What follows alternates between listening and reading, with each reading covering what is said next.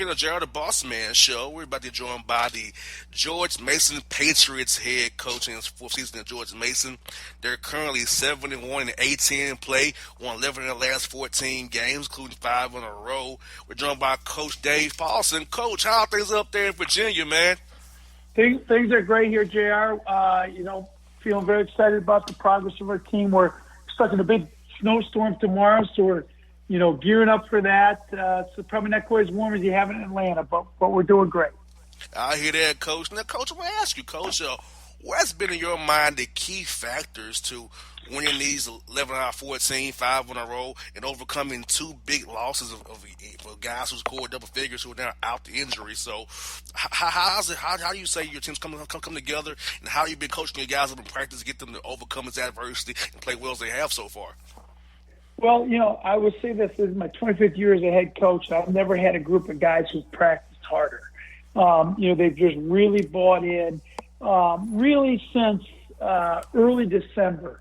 And we came back from a tournament in Florida, and we lost 2 there to Cincinnati and Baylor, certainly good teams.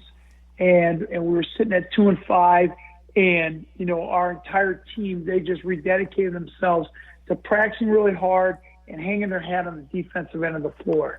And since that time, as you said, we've won 11 out of 14.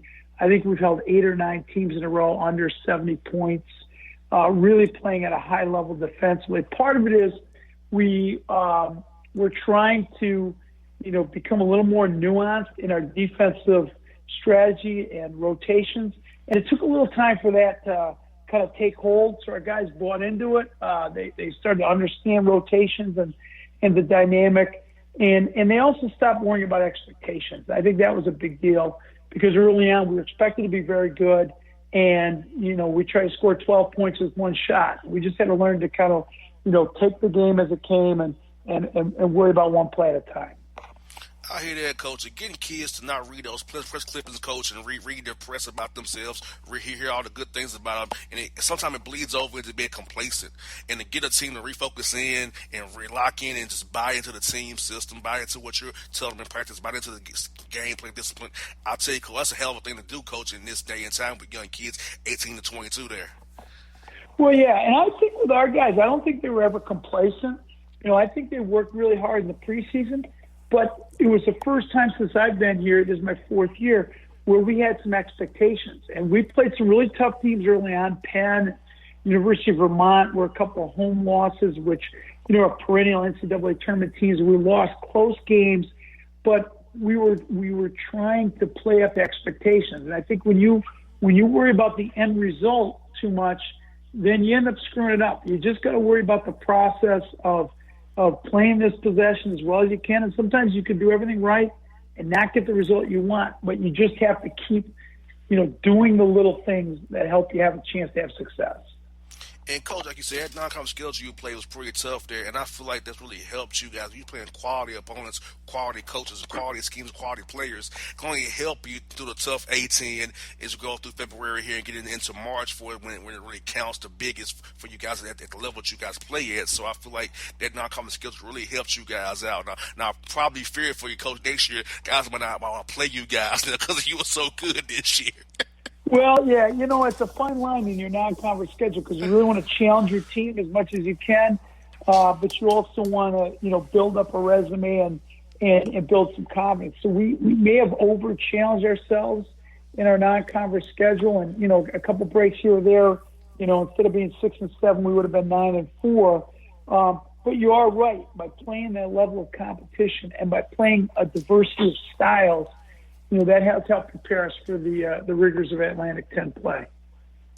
And, Coach, looking at your roster, Coach, I feel like you have a good balanced roster, a good class balance there, a good mix of young guys and older guys. And I feel like that's going to really help you as well, too, in February and March, because those younger guys are going to learn if a guy goes down, unfortunately, or if you're foul trouble, you can turn to a guy because, they've been shown the way that you got enough older guys on your roster to help show them how we do things in George Mason to play the right way, come in and keep that training going like you guys had it with your main guys there.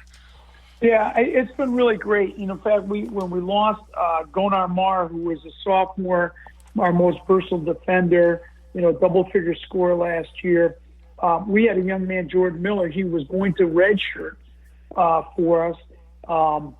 But we lost Jair Greer and we lost Gillen Armar, both, two guys are both 6'6", 6'7", kind of played the same position. Well, Jordan had just worked so hard. He prepared himself. He was ready. And so now he starts for us. So we went from being a red shirt. We took him off the red shirt.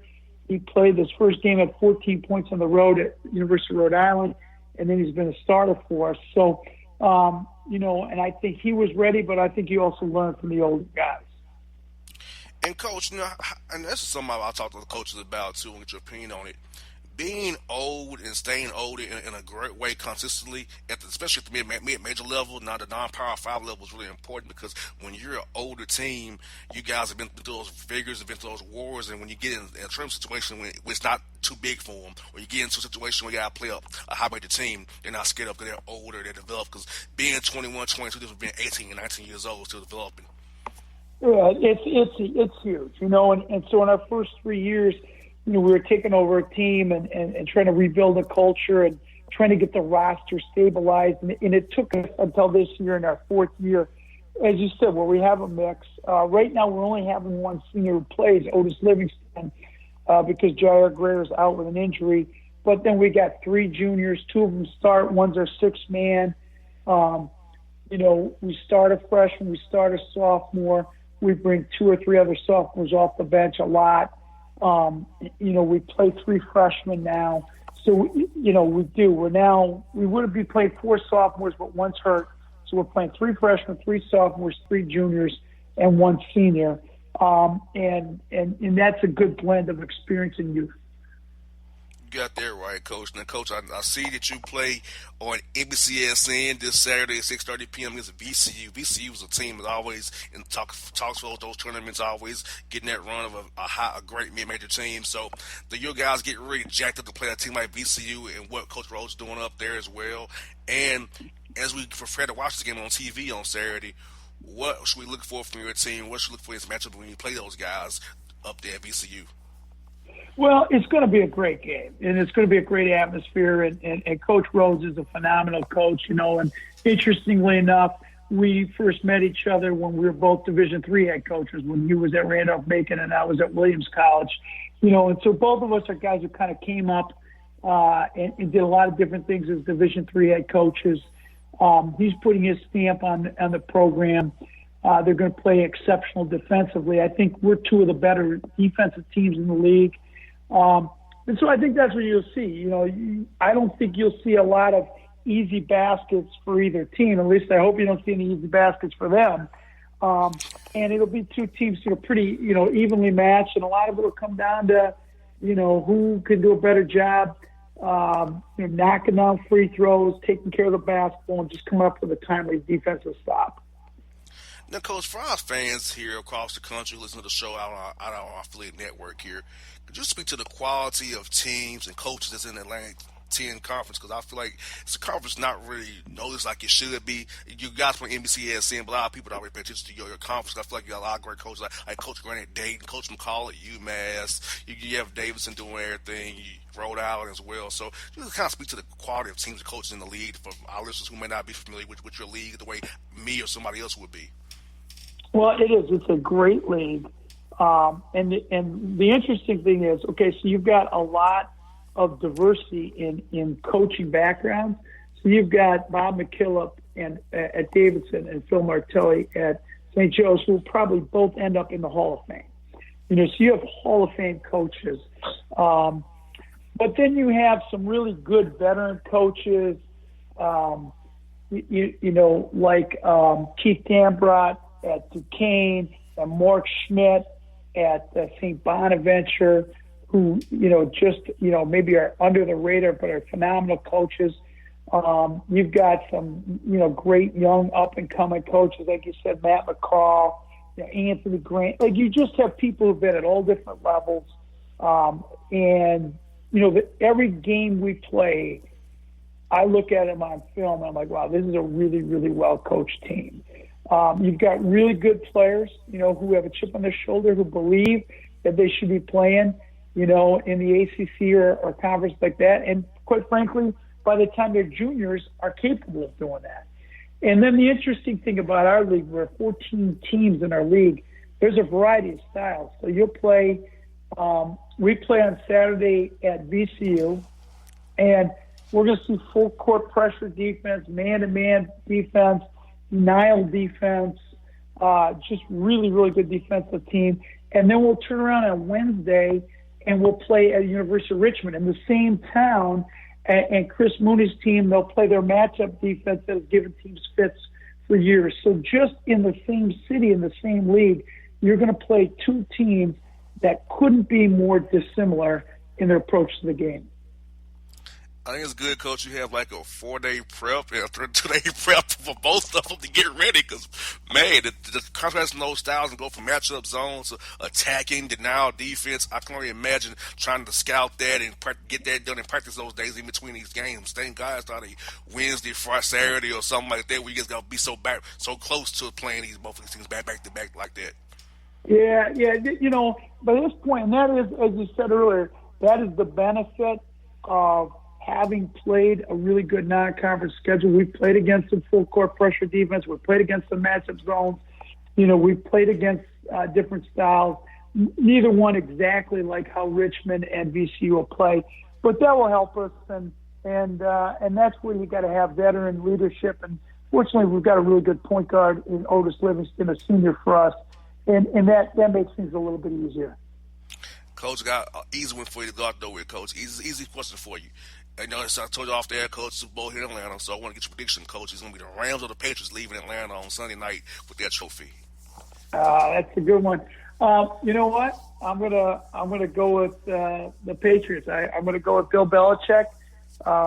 What he's done. I'm not a football expert by any way, shape, or form, but I love following coaches at every level, and his ability to have such consistently excellent teams through all the thick and thin of free agency and trades and injuries is really remarkable. So I'm going to give a slight edge to the Patriots in a much more of a defensive battle than we might expect.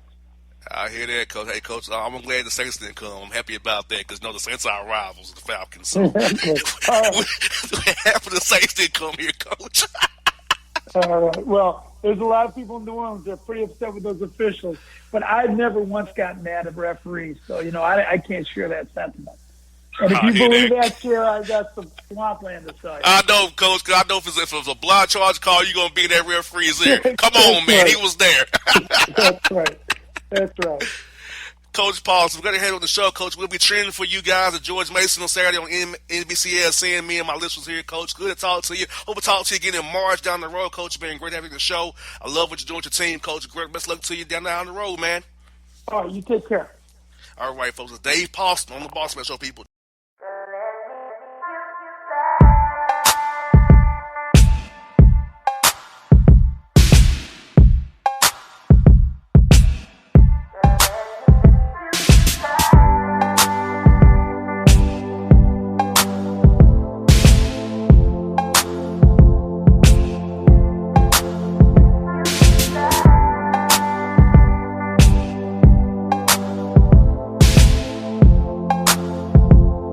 All your photo, video, and voiceover needs, check out the fine folks at Blueberry Productions.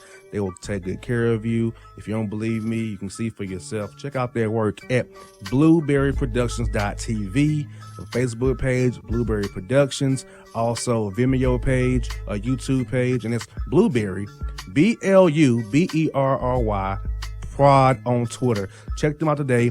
Blueberry Productions, great people, great work, great service. Hey there, your yard took a real beating this summer. Luckily, Scott's Turf Builder Winter Guard has your back. Just feed your grass with Scott's again this fall when the air is cool and the soil is warm. It's the perfect time to give your lawn a boost. If you do, Winter Guard will give your yard the nourishment it needs to help weak, thin grass recover and support root growth, giving you a greener, more resilient lawn both now and next spring. Guaranteed. Grab a bag of Scott's Turf Builder Winter Guard today. You'll be back to barbecuing in no time. This is a Scott's Yard.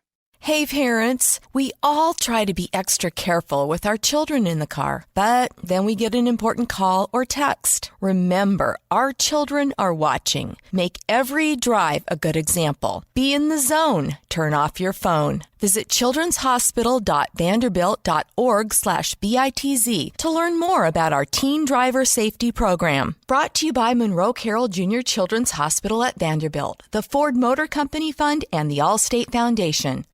Hello, my name is Travis Williams, President and CEO of Academics and Athletic Consulting, focusing on educating and empowering tomorrow's collegiate athletic leaders. My passion is for the education and genuine concern and care for today's student athlete. It's the centerpiece of my life's work. A college education, both in and out of the classroom, is a truly rewarding benefit. For more information on AAC, you can go to www.academicsandathleticsconsulting.com. Once again, www.academicsandathleticsconsulting.com. Or you can follow me on Facebook at Academics and Athletic Consulting, or Twitter at Coach TWill24, or Instagram Travis L. Williams 24. Or you can call me at 404-542-6079.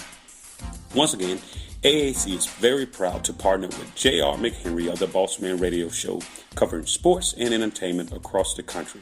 Please tune in weekly for informative, entertaining, and expert analysis on today's sports and entertainment topics. Thank you.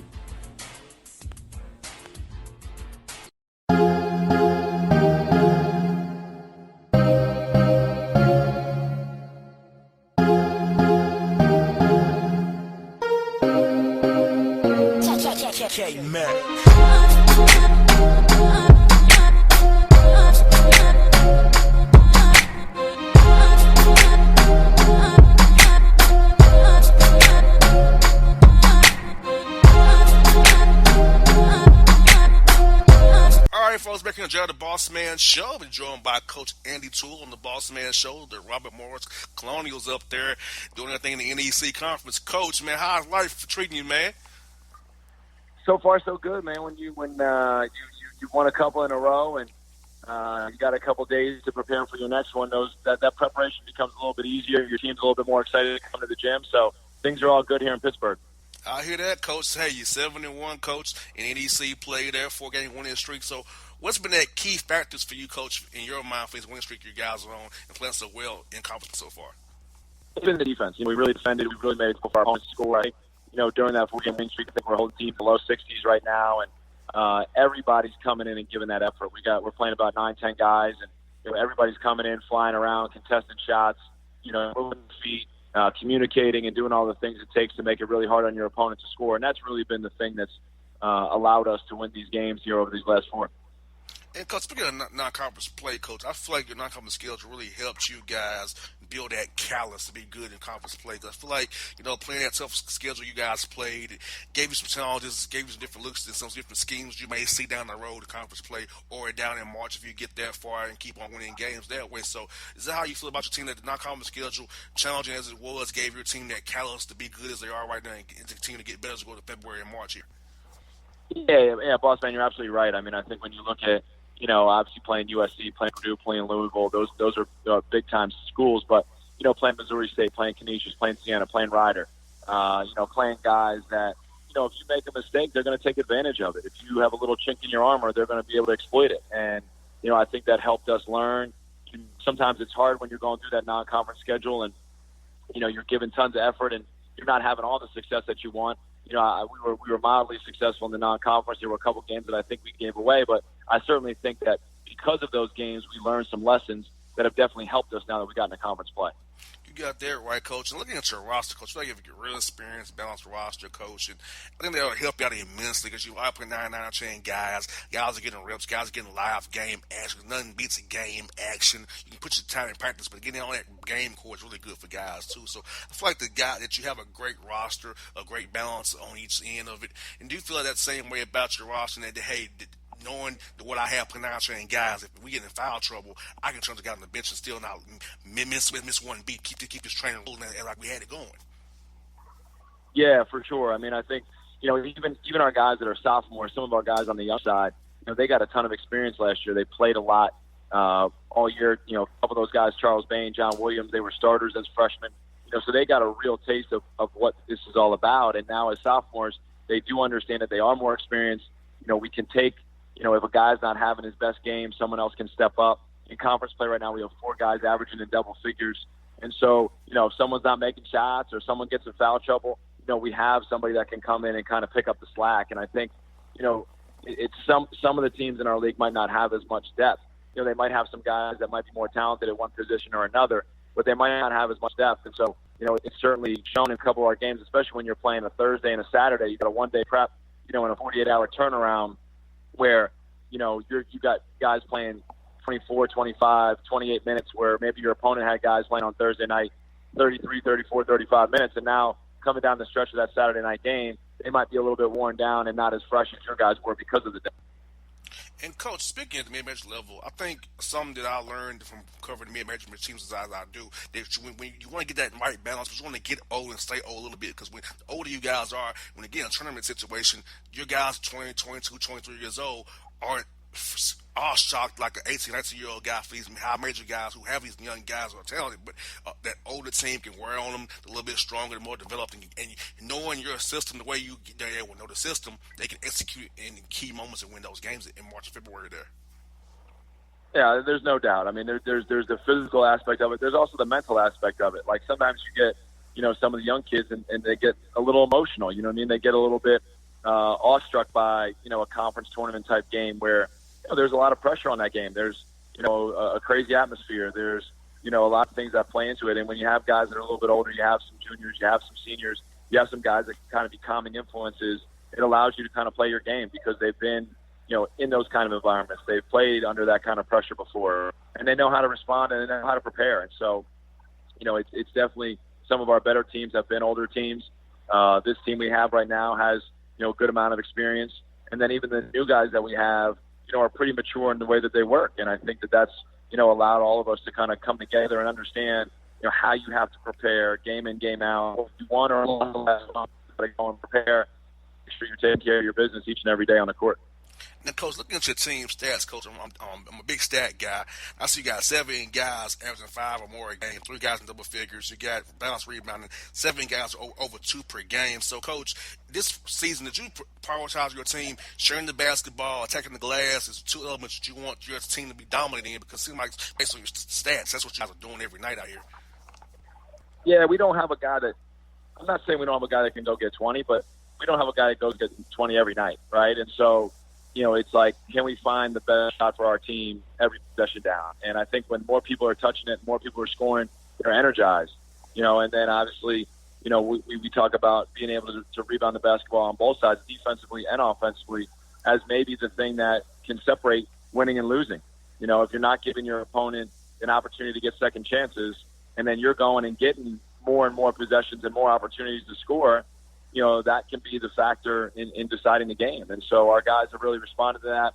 We've had games of, 2 games of 18 offensive rebound games, a game of 17 offensive rebounds, where it's been almost backbreaking type plays to our opponent because they might guard for 20, 25 seconds, give up a shot, miss it, and on the rebound, they get guard again for 20, 25 seconds. So, those kind of plays don't always show up in the stat sheet, but they have a dramatic impact on who wins and loses the game. Exactly. Those hidden stats that people don't really pay attention to, those hustle points that people don't really pay attention to, Coach, are very key because, like you said, that attrition and mentally wears them down. I got to defend again. We did our rotations right, but we didn't get the rebound. So, like I said, that's like you said, Coach. It wears guys down mentally, physically. I see it every day when I'm with the Hawks or the Falcons. I see how they preach about wearing people down, the attrition, making that extra hustle play to make your opponent tap out. So, like you said, that having to defend again for a whole minute, doing slides and rotations at a high level, it can wear somebody out real fast, cause them come to foul as well. Definitely. Yep, definitely. And, Coach, you got a game this week with St. Francis at home, and you got a road game out on Saturday as well. So, Coach, what do you emphasize to your team this week to get ready for these 2 games coming up here in NEC play here? We just got out of the gym a little while ago, and we talked about just continuing to put in our work each and every day. I think our guys have worked really hard to get where we are at 7-1. And I told them we're going to have to work even harder if we want to stay, on the plus side, if we want to stay in first place, because we haven't reached our ultimate goal yet, which is, whether a regular season championship or getting to the NCAA tournament. Those are things that we talk about as a program. That's the expectation level for our program, and there's still a long way to go. So we can't feel satisfied. We can't feel like we've accomplished anything. We can't feel like we've figured anything out. We just got to keep working, keeping our head down, and keep working day after day after day. And then when all the dust settles, we'll pick our head up and figure out where we're at. But that was the today at practice. And, can we make today our best practice we've had so far? Can we compete like we've competed in some of the past weeks in practice? So on Thursday night when we take the court, we know we've done all the things we can do to play our best game. And that's kind of been our message, all conference season and all year long. And I think our guys have really responded well to it. Now, Coach, can you speak to the quality of teams in the NEC conference? Because I feel like a lot of people don't realize, like I do, about how good the basketball is in the NEC. Just kind of show our listeners a little bit about the coaches and teams in the league that who are really quality teams that people might not hear about it on an everyday basis. Because ESPN doesn't cover you guys the way I will cover you guys. Well, we got some really good young coaches. We got some really good coaches. We got some really good programs in the NEC. Guys like, Donyell Marshall, who played 13 years in the NBA, is the head coach of Central Connecticut State. And he gets dirt under his fingernails, and he gets down and he coaches his guys, and they get after it. And, Derek Kellogg, the former coach at UMass, is now at LIU Brooklyn. And Bashir Mason, who's one of the youngest coaches in the country at Wagner, they won the last 2 regular season championships in the Northeast Conference. And, we have guys that are really, really pushing their programs forward, guys that are recruiting good student athletes, guys that are giving them good plans and putting them in good systems, and challenging them to become the best that they can be. And, I think you've seen, some NEC schools in the last few years, Mount St. Mary's, St. Francis, PA. You've seen those teams on national television competing against some of the best. Mount St. Mary's 2 years ago was leading Villanova at the half in the first round of the NCAA tournament.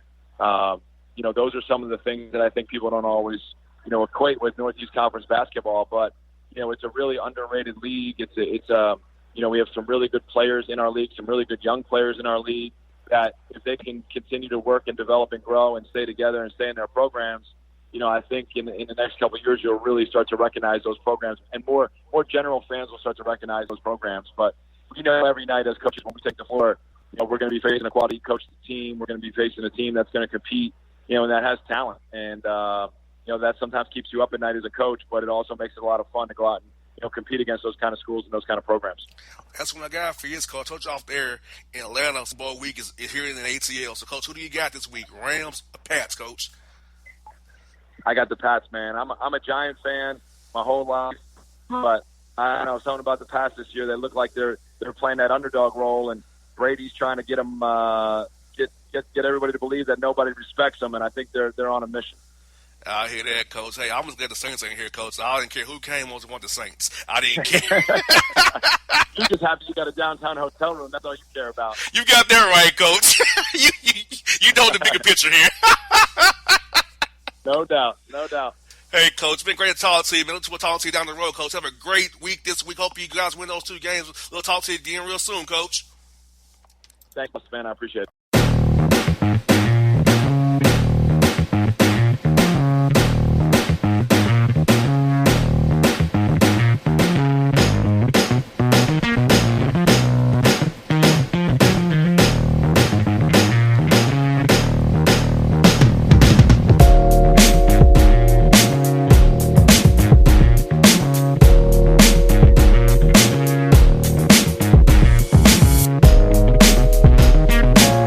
Hip-hop fans, I got a great album for you. The debut album from Family Grind ENT, True Speech and 313 Fresh. We're going to give 2 discs, 33 songs of pure, genuine hip-hop. Albums available on iTunes, Amazon, Google Play, illstreetrex.com, and streaming live right now on Rhapsody, Beats Music, Spotify, Xbox Music, Slacker Radio, and SoundCloud. Check them out today. True Speech and 313 Fresh. Family Grind ENT. Believe in it. Get it. A gorgeous tan from Suntan City gives you an inner glow that relights the fire when you run into your first crush. Vicky, who was that? An old boyfriend. Lucky you just tanned at Suntan City. Lucky he's single. We're doing lunch tomorrow. Won't be single for long then. During Tour of the City, try all 5 tans, including spray tan, for just $4.99. Restrictions may apply. Click to buy now. When you're a teen, you finally get to make some of your own decisions. Who are you going to hang out with? What do you want to be? Are you going to glance at that text while driving? Remember, a split second is all it takes for something tragic to happen. Be in the zone. Turn off your phone. Visit childrenshospital.vanderbilt.org/BITZ to learn more about our teen driver safety program. Brought to you by Monroe Carroll Jr. Children's Hospital at Vanderbilt, the Ford Motor Company Fund, and the Allstate Foundation. It's maybe the night that my dreams might let me know. All the stars are closer. All the stars are closer. Tell me what you gonna do to me. Confrontation ain't nothing new to me. You could bring a bullet, bring a sword, bring a morgue, but you can't bring the truth to me. Alexa, play Kendrick Lamar and SZA. Okay. Maybe the night that my dreams might let me know. All the stars are closer. With Amazon Music, a voice is all you need. Get tens of millions of songs. Download the Amazon Music app today. Yeah, it's your man JC, the host with the most, baby, and it goes down each and every Saturday night right here in the city of Memphis. That's right, y'all. It goes down at Clicks Sports Bar Memphis, baby. 3705 Malco Way, Memphis, Tennessee, 38125. Come out and join us, the Three Kings, each and every Saturday night for the livest karaoke in the city. Everybody gets in free till 10 p.m. Only $5 after. Great food. We got drink specials. We got all kind of games, man. We got the pool tables popping. Whatever you want, we got you, man. Come on out. Have a good time with us each and every Saturday night. That's Clicks Sports Bar, Memphis.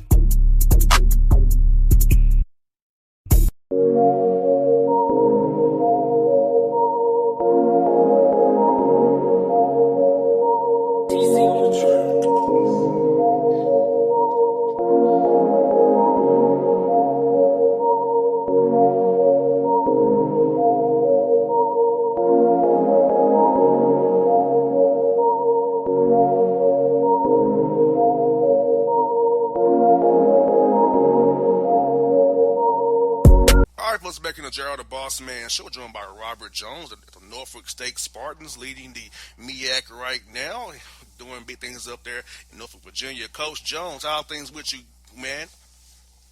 Everything's good, man. Everything's good. I hear that. Well, Coach, congrats on being 7-0 in the MEAC right now, Coach. You're riding that winning streak. So what has been the key factors for you and your team so far as you started MEAC play so hot?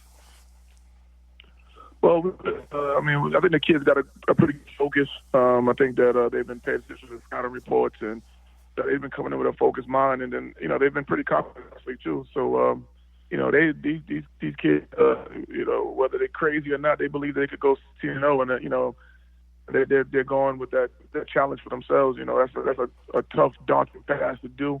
To go undefeated in conference season. So, I told them I just want to win enough games so we can win the regular season title, whatever that might be. If that's all 16, then it's 16. If it's 14, it's 15, whatever it might be. But, they really believe they could go 16-0, and the belief is spreading throughout the team, and they've been playing with great confidence.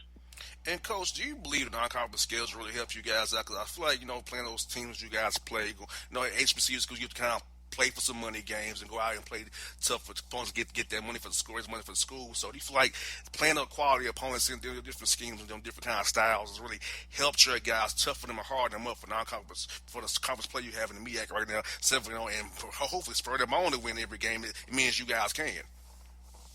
Yeah, I think that does. We don't necessarily have to play like a lot of the real high major teams. So this year we played South Carolina and Michigan, which was very good teams, but we played a lot of quality mid-majors that were predicted to win their tournament, and it was kind of on purpose because we wanted to see where we stand against the best mid-majors in the country. And we had a couple losses to some teams. We had an 8-point loss, a 9-point loss to Rider. We had a 9-point loss, I think, to State, and then we had another loss to what's the team? I forget offhand right now, but so many teams that we played. But we've had Stony Brook, which is like 16-4 right now. We lost to them actually twice, one time by 5 points, one by 7 points. So, we were right there with some of the best mid-majors in the country. And once we got into conference play, we found some momentum after we got the big win versus UTEP over the Christmas break, we found a little momentum, and so far this year we've been undefeated. And Coach, looking at your roster, because I feel you have a good roster balance of young, and old, and then a little experienced roster you have, Coach. I feel like it's going to help you guys immensely as you all go through February and March here, and can potentially make that run that your team wants to make. Because having guys who are experienced, having guys who can play, having guys who know the system very well, like what you're running up there in Norfolk State, can really help you guys when it gets tough and nitty gritty when you're trying to play against these younger teams who may not have the knowledge how to execute in tough situations, make the right play when it gets tough and tight in the second half there. So I feel like your team has the talent to get the job done based on the roster that you have at the moment. Is that something do you agree with that assessment? I think that a lot of our key guys returned from last year. Last year we really stumbled in the non-conference, and we played pretty solid in the conference season, finished at 11-5. But a lot of those guys remember those experiences from last year, and they dwell on it, and they remember it, fueled a little bit, so they kind of learn with through experience with that situation. So, now that we're in some games, even some of the conference games have been close. We've been down 10 at South Carolina State and Savannah late in those games, and you kind of see last year, you probably saw panic on the guys' faces, maybe a wild three or a shot that they probably shouldn't take. But this year, it was a lot more calm and just understanding that, we're going to just keep chipping at it point by point, and then we was able to take over both of those games and win those games. So I think the experience factor is definitely kicking in from last season to this season. And then with the new guys that we have, they're just learning from the old guys, so it's a good thing. And Coach, at your level, I feel like it's very important player development, because a lot of the guys you get aren't the blue top, collar blue chip kind of guys, but you develop them over time, and by the time they're juniors and seniors, they could play at a high major level because of the player development program. So I feel the mid-major level is very important to develop your players in summertime, get the guys in the gym working on their games, to grow them as players so they can be good for you for many years to come. And by the time they're seniors, hey, you may they can ride a wave and get into a tournament based on one guy's great development and great play there.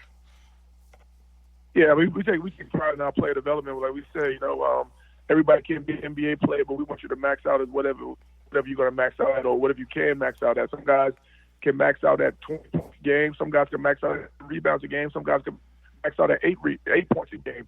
But whatever your max potential is, we try to get it out of you by the time you leave here. And so far, we've been doing a pretty solid job with development of the guys over years. So we take great pride. That's one of our recruiting tools. A lot of different examples of players who passed through, and we say, this kid averaged 3 points this year, he averaged 10, and then he first team all MEAC by senior year, and we want to try to keep that trend up because, like you said, we don't go get the top 50 players in the country and just roll the balls out and just let them play. We have to get guys who fit the system and just try to keep making them better and better and better. You got there right, Coach. Looking at your team stats, Coach, kind of speaks to you what you're talking about. It's like, Coach, you got balance scoring across the board.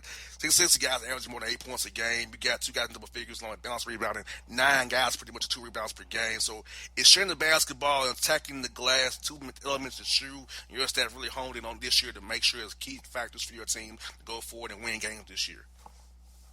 We always talk about sharing the ball. We look at our assists in every game, and try to see what's the ratio of field goals assisted, and things like that. When it's a higher percentage, we know that we're really sharing the ball. When it's a low percentage, we know we were selfish in the game a little bit. So we try to make sure that we're sharing the ball and our dribble penetration spots and things like that. So we really hone in on that a little bit. But the rebound is something that I think that can still get better with us. We've been doing a solid job so far, but I still think that's better. And you're going to have to do down the stretch, especially if you want to try to win a MEAC championship. I hear that, Coach. The coach's preference is this week's game at Howard down there in D.C. What be the things you're focusing on with your team as you get ready for this matchup with Howard, and you got this good time to prep for them as well? Yeah, I mean, Howard is a high-powered offensive team. They have 3 guys who can really score the basketball. They have 2 guys who return, and a new guy that that was last year, I assume. But they got 3 guys who getting 14 points or better per game with RJ Cole getting into 20. So from an offensive standpoint, for us, we really have to be locked in and try to slow those guys down. And from an offensive standpoint, we got to just execute and try to do what we've been doing to have success on that offensive end. I hear that, Coach. Now, Coach, for my listeners out here, I'm big. I'm very low at HBCU schools. I came with Tennessee State. I'm an HBCU guy. So you talk to the importance of being at HBCU school and coaching these HBCU young men to get these young men, our young black men, a great education loan, teach them how to play basketball, teach them to play in Europe, the G League or the NBA if they're that good. So how important do you take your role of being an HBCU for our young black men as they grow up into, being like us, established black men in our careers?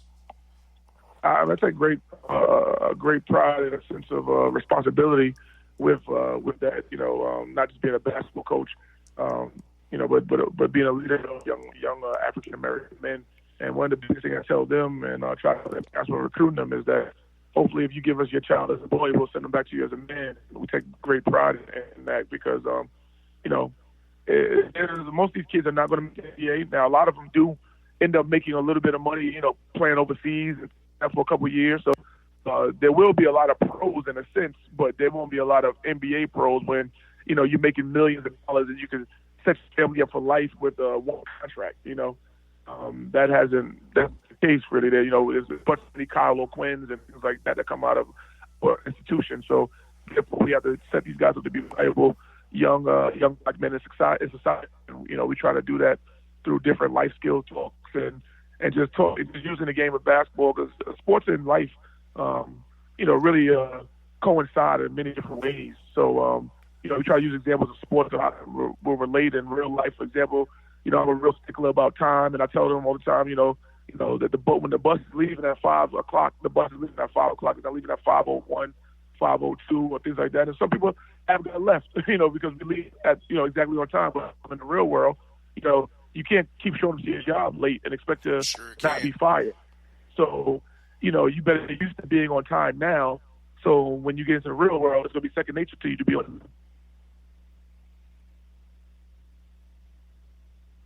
Yep. Hello? Yeah, I'm here, Coach. Oh, yeah. So that's just one of the examples that we use, and, that's just what we're trying to do. Now, Coach, also, for my listeners out here who might not be familiar with the MEAC conference like I am, talk about the quality coaches in the MEAC. You have Savannah State down there with Coach Brad Broadnax. You have Coach Ritter down there at Bethune-Cookman. So talk about the league in a whole, about how the league is just growing and the league is just getting better, the talent's getting better in MEAC, and about the teams and the coaches, because a lot of our listeners don't know about the MEAC the way I do. So can you kind of give them a little bit of taste about the MEAC from your perspective as being a coach in the league there?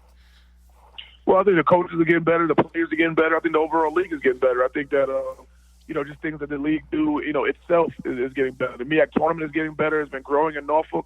I know a lot of people think that we have the home court advantage, but we haven't won the thing there yet. So I don't know how much of a home court advantage we have with that, but it's definitely growing. You can see the fans, it's going from, a couple thousand people to now. We played the semifinals a couple of years ago. It was like 10,000 people, and they almost sold out. So, it's definitely an atmosphere that's growing with the tournament, and then the whole league is just expanding.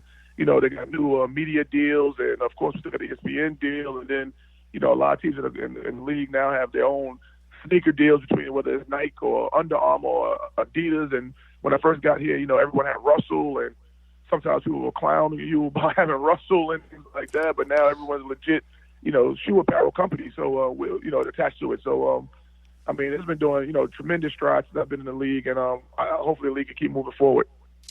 That's when I got for Super Bowl weekend, Atlanta, Coach. Super Bowl here in Atlanta, we got it crazy going on. So who you got, Coach? Rams or Patriots, man? Man, that's a tough one, man. I know it's hard to bet against Tom Brady, man. So I'm gonna go with Brady. I hear that, Coach. Every coach on the day said that Brady. How about the Rams, Coach? Because no, I'm a Falcon, man. No, they took my Super Bowl from me back in Houston, man. So I ain't shook that yet. I had to come back in my backyard and win now. That's right. I got you, man. I got you. I hear you. Hey, Coach, it's been great to have you on the show, man. Talk to you down the road, Coach. And good luck against Howard this weekend, Coach. We'll talk to you down the road. Tell Coach Brown I said what's up, man. I will, man. All right, folks, this is Robert Jones and the Bossman Show. People, Norfolk State Spartans here with us on the Bossman Show. All right, folks, back here to the Bossman Show, but joined by the Purdue Fort Wayne head coach. He's a coach who has ties to our area, the Atlanta area, Coach John Kaufman. Coach Kaufman, how are things up there in Fort Wayne, man? Well, I promise you it's a little cooler than it is down there in Atlanta. It's 27 Yeah, degrees right now in Fort Wayne, and it's supposed to get down to -10 on Wednesday. So I don't know if you've ever felt -10, have you? Yes, I did, Coach. Last year's Super Bowl in Minnesota, I sure did. Okay. Well, it's a little different from my days growing up in Dunwoody and going to Marist High School. So, I loved my time in Atlanta, and I'm excited for you having me on your show. And, Coach, it's like I said, it's good talking to somebody who has ties to the area because, Coach, like I told you off there, Coach, a lot of people come on the show and tell me about the traffic, the varsity, and Waffle House. That's what I usually hear about when I have guests on the show, Coach. Those three things. Oh, yeah, that's right up my alley. I love all three. Amen to that, Coach. And Taco Mac as well. Another local thing here that I love, Taco Mac and Tim Lizzie's as well, Coach. I don't know if I'm allowed to say this or not on your show, but I'm a big fan of Sweetwater 420 too. Hey, yes you can, Coach. It's all good. It's all good, Coach. I'm telling you, it's all good, man. So it's good to have you on the show, Coach. Now, I said, Coach, I saw you. I saw your team, man. I saw you all making improvements. I want to have you on the show because I see you all 5-3. Some of the league play. Yes, come off winning against Denver. Now, I've had on Coach Bossman on the show before as well. So talk to me, Coach. What's been the key factors for your team this year in the summer league play, being 5-3, getting off this good start, and being the thick of things with South Dakota State, South Dakota, those teams like that in the league, Coach? Well, I really like our group, and we have 10 newcomers, and so I know there's going to be continued growth as we go through. We got off to a hot start. We were 4-0 in the league, and that included a 16-point win at home against South Dakota State, who was picked to win our league. And the two of us have been toward the top of the league for the last really 4, 5, 6 years. It's been South Dakota State, Fort Wayne, North Dakota State, and in the last 2 years, South Dakota's had really good years. And so, we've been up towards the top, but unfortunately we had a little bit of a run into some tough road trips and ended up dropping a couple, but had a great Denver win on Saturday for our homecoming, which, kind of put us back on the right track. So love this group. We're led by 2 seniors, one of which, John Conchar's he's on most NBA teams' radar. Talked to 17 NBA franchises this offseason. He's actually the only player in the nation since 1992 when they kept all of these stats to have over 1,800 points, 1,000 rebounds, 400 assists, and 200 steals. And he's having a phenomenal year this year, leading our league in assists, second in rebounds, plays the point guard at 6'5", and he's averaging close to 20 a game. And then we have another senior, Casey Harrell, who's from Pittsburgh, and he's having an all-league caliber year as well, averaging about 18 points a game. And, those two are leading, in the scoring column, but also just by example with these 10 newcomers. But, we're top 20 in the country in scoring, top 20 in the country in three-pointers and assists. And so, we've got an explosive offense, and I really like we've shown some depth with some of these newcomers taking on big roles or bigger roles, and we've started getting some critical stops down the stretch. So I like our progress, and I like where we stand right now in the Summit League. And, Coach, like you said, your progress, I feel like player development is so key, Coach, for any roster, especially at the mid-major level, because, you don't get those blue-chip, top-notch recruits that Duke or Carolina gets. So you have to develop your players, find out down in the rough from the JUCO route, transfer route, a high school freshman coming in from high school. So and I feel like the newcomers offseason is going to be very key for these guys to develop in your system even more. Those two studs you have leaving after this year, Coach.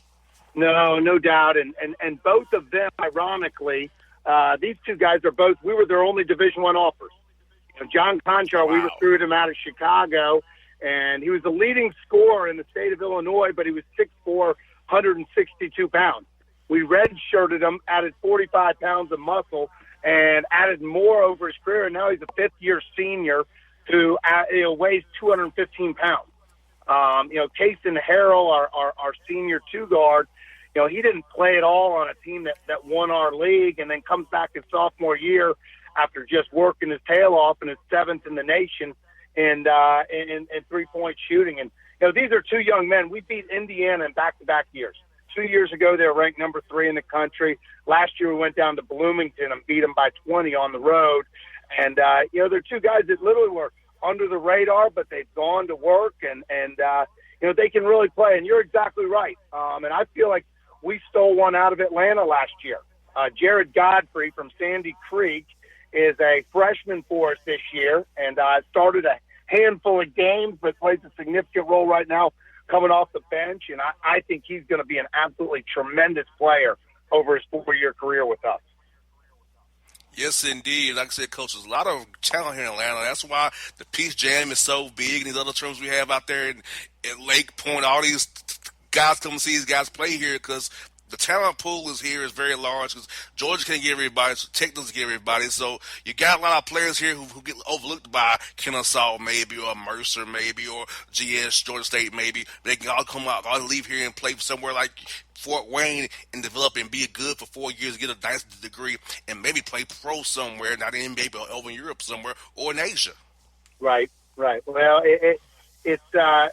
we've gotten guys that are hungry, that are gym rats, and we've had 17 guys sign pro contracts in my 7 years here, and just really proud of the development that you talked about. That's something we've taken great pride in, and I'll be honest with you, I got a lot of my development stuff from my high school coach, Ron Bell at Marist High School, who in 1993 was the National High School Coach of the Year.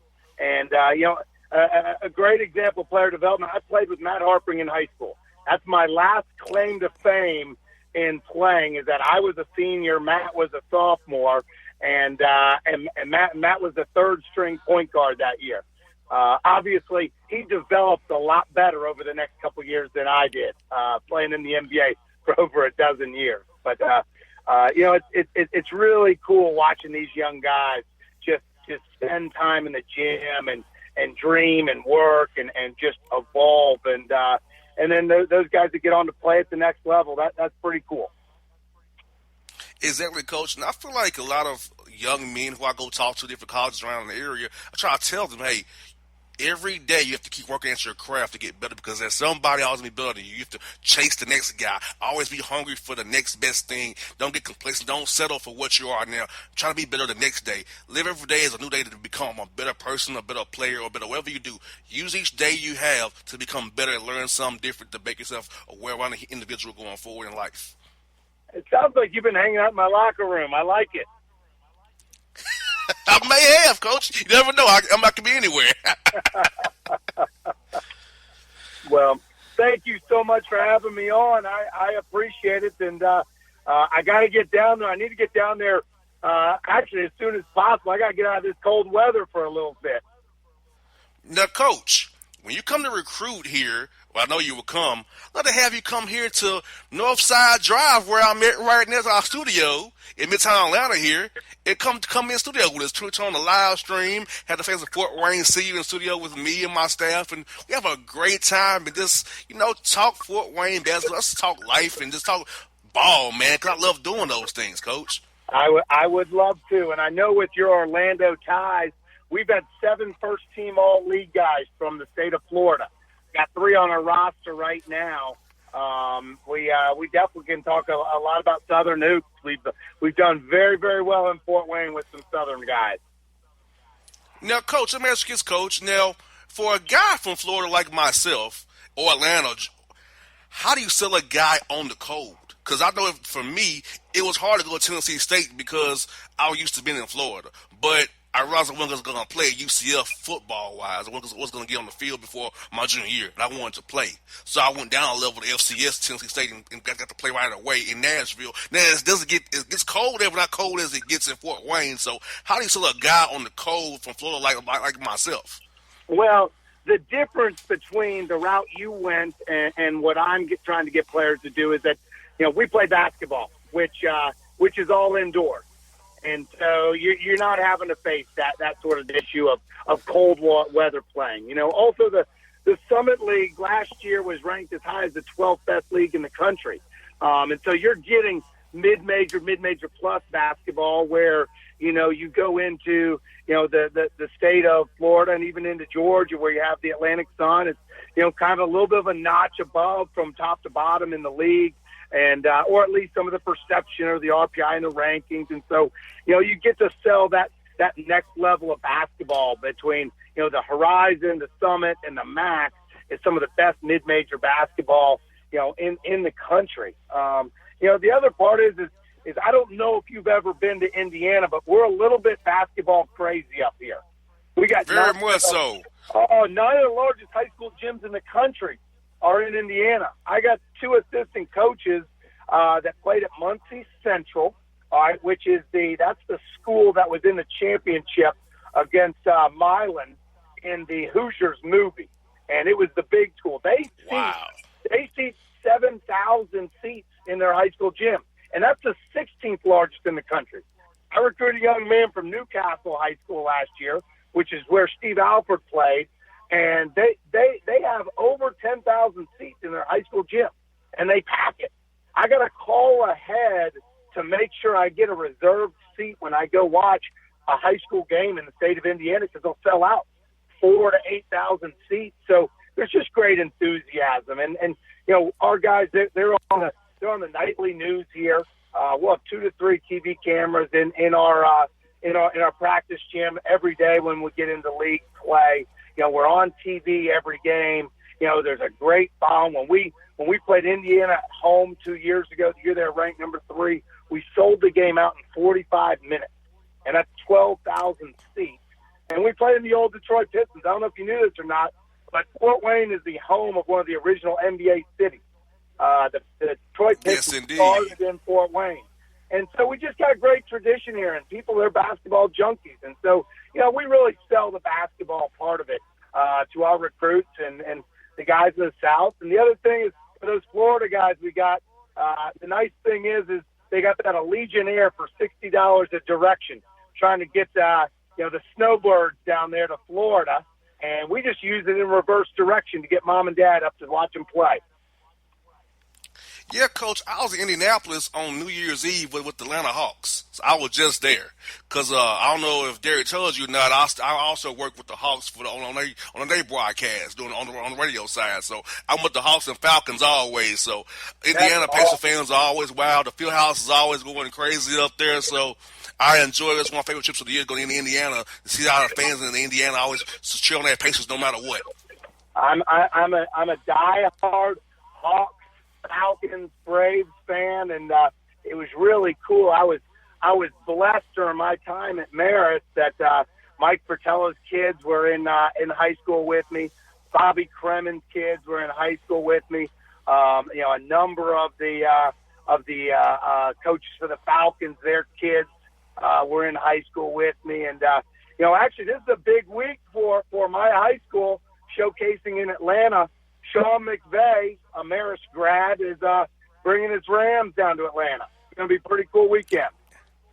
And, Coach, I hope you're cheering for the Rams, because that's where I am. Because, Coach, I can't cheer for a Saint or a Patriot after what happens in Houston and what the Saints do to us all the time. I got to cheer for the Rams. And Coach Wade Phillips and Sean McVay. You got to, Coach. No doubt. And he gets all this credit for being a great football coach. He was a heck of a football player himself. He was Player of the Year the same year that Calvin Johnson came out. That's pretty good representation. Yes, indeed. Coach McVay. Now, Coach Coughlin, I'll tell you what, man. I hope you all beat South Dakota this week.